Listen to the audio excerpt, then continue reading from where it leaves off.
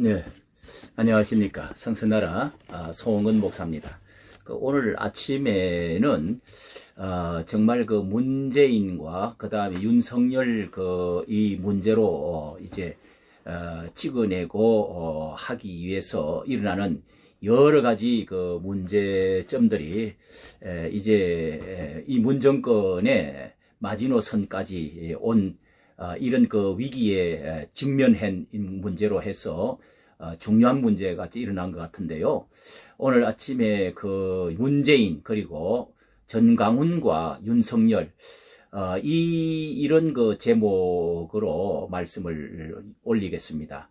이 세 사람은 상당히 지금 우리 한국에 있어서 모든 여론의 그 중심에 서 있는 어떤 그 원인과 결과에 중대한 인물이 저는 세 사람이 바로 문재인과 정강훈과 그 다음에 윤석열이라고 생각을 하는 사람입니다. 이렇게 이번에 이 전임 그 고기영 차관이 막무가내식 그 윤 총장 찍어내기에 항의하면서 이 사표를 내는 바람에 공석이 되어 가지고 그러자 이 문 대통령이 법무차관 자리를 하루 만에 급히 메워서 이제 그 4일에 있을 예정된 윤석열 검찰총장 징계위원회를 열려고 이제 이렇게 벼르고 있는 가운데 있습니다. 그러니까 문 대통령이 법무부 장관 자리를 하루 만에 급히 메운 것은 그 뒤에 이 숨은 채 추미애 그 법무부 장관을 내세웠던 윤 총장 몰아내기가 난관에 이제 부닥치니까 어쩔 수 없이 이 전면에 나선격이 이제 되어진 것이죠.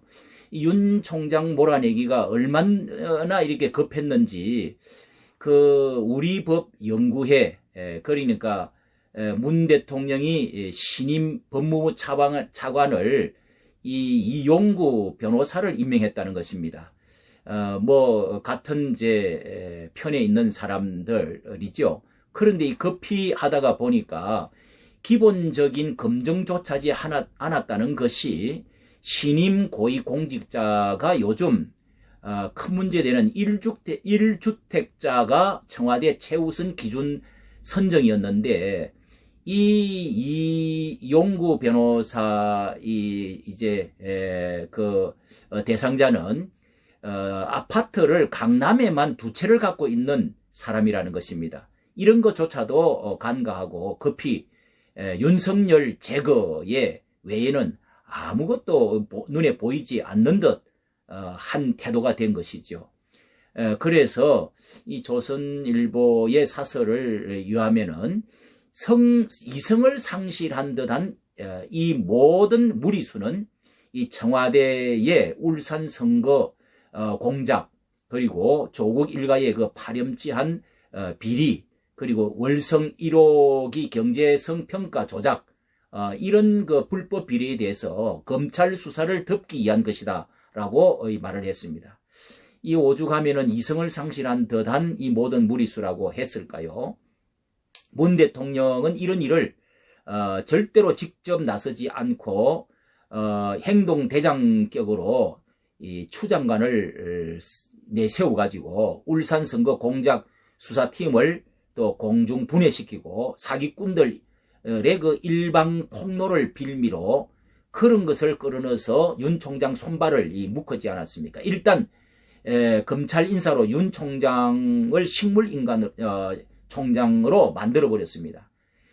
그러나 이 산업자원부의 월성 그 1호기 경제성장 이 평가를 조작을 해가지고 444건이나 이렇게 문건을 폐기시켜버리고 이런 것을 이제 최재형 감사원장이 그것을 이제 결코 숨기지 않고 정의롭게 이렇게 드러내게 되었은 것이죠. 이 사건이 검찰에 고발되면서 수사가 진행되는 그런 대전지검 그 산업부 책임자들에게 구속영장을 청구하겠다고 하니까 정권은 온갖 억지를 다 갖다 붙여서 윤 총장에 대한 직무배제 그리고 징계 청구에 급급하게 된 것입니다. 이거는 누가 보아도 도둑이 수사관을 쫓아내는 법치 파괴가 극에 달한 지경이 되어버린 것이죠.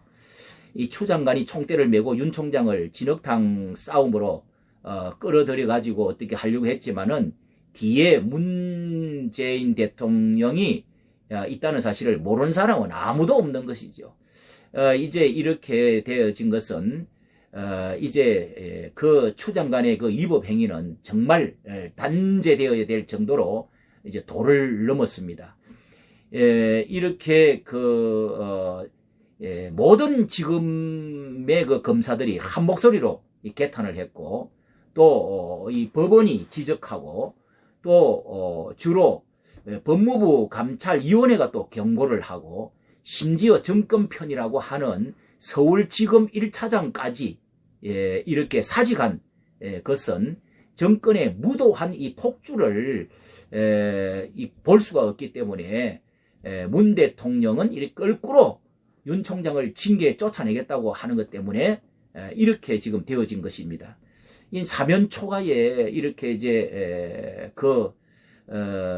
막히게 되어진 진퇴양난에 들어서게 된 것은 이제 문재인 정권이 드디어 한계점에 저는 도달했다고 생각합니다. 언젠가는 이 정권이 도가 넘어서 결국은 직면할 것이라는 것을 우리가 이렇게 예상을 했는데, 거기에는 저는 이 문 대통령의 전행이 도를 넘었습니다.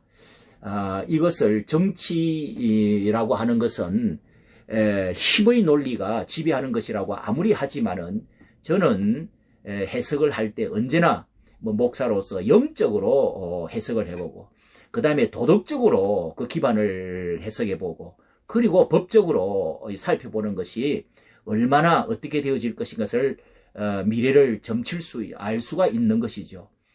자신이 적폐가 되어가지고 이제는 조사를 받아야 하는, 적폐해가지고 수많은 사람을 가두고 수많은 사람을 재판을 계속 3년 동안 계속하고 이렇게 계속 나가다가 결국은 자신이 적폐가 되어가지고 조사를 받아야 할 지경에서 이제는 피할 수 없는 그런 이제 사면 초과에 빠진 것이지요. 여기에 제가 정광훈 목사님을 이렇게 3인에 넣게 되어진 것은 특히 이 정광훈 죽이기에 정말 너무도 지나치게 그 눈에 띄게 했다는 것입니다. 교회를 압박하는 데서부터 시작해가지고 지난해 19년도 8월 달과 10월 달에 정말 그 수많은 사람들 혁명과 같이 많이 모였을 때 어느 정도 대통령이 한 발 물러서고 국민과 대화를 했어야 됩니다. 거기다가 이번 2020년도 8월 15일 날 그 마지막 집회, 그 집회를 통해서 눈에 쌍심지를 켜고 불을 켜고 결국은 차벽으로 그 차별하면서 막고, 거기다가 프레임으로 뒤집어 씌워서 이 무슨 코로나 감염의 집단처럼 그렇게 하고, 그 다음에 또다시 감옥으로 넣고 그러면서 결국은 이제 그 교회를 말살시키고자 하고 교회를 압박하고 박해하는 듯 하고 몰아붙이고, 거기다가 결국은 그 사랑제일교회를 이제 엊그제 결국은 이렇게 밤중에 들어가서 1,300명이나 되는 그 사람들을 집어넣어 가지고 교회를 파괴하고 없애버리려고 하는 듯한 그런 그 무너뜨리겠다고 하는 것은 이것이 바로 마지노선이 되어지고 이것이 영적으로 잘못되어졌다는 것입니다. 기독교인들이 사실은 약한 것 같고 하나님이 눈에 안 보이는 것 같지만은 반드시 하나님의 섭리와 운행하심이 있다는 것을 저변의 그 힘이, 국민들은 그 이제 댓글 하나하나를 살펴봐도 눈물 지을 수밖에 없는 정말 분통터지하는 사람들이 얼마나 많은지 말로 다 할 수가 없습니다. 이것이 별것 아닌 것 같지만 온 국민들의 이것이 바로 하나님의 소리가 되는 것입니다. 이것이 이제 그 천례의 그 이 음성으로 나타나는 것이죠. 엎친 데 덮치면 못 일어난다는 말이 있습니다. 이미 엎어졌는 데다가 거기다가 덮치면은 어떻게 일어날 수가 있겠습니까? 이제 이 막다른 골목에서 해야 될 일들이 무엇이 있을 것인지 생각을 해 보아야 될 때입니다. 이 정강훈 목사님과 윤석열 그리고 문재인 이런 것은 영적인 것 그리고 도덕적인 면 그리고 법적인 면에서 이 정권 문 정권이 지금 얼마나 지금 잘못하고 있다는 것을 이것을 웅변적으로 지금 말해주고 있다고 생각을 합니다. 이까지 정치해 줘서 감사합니다.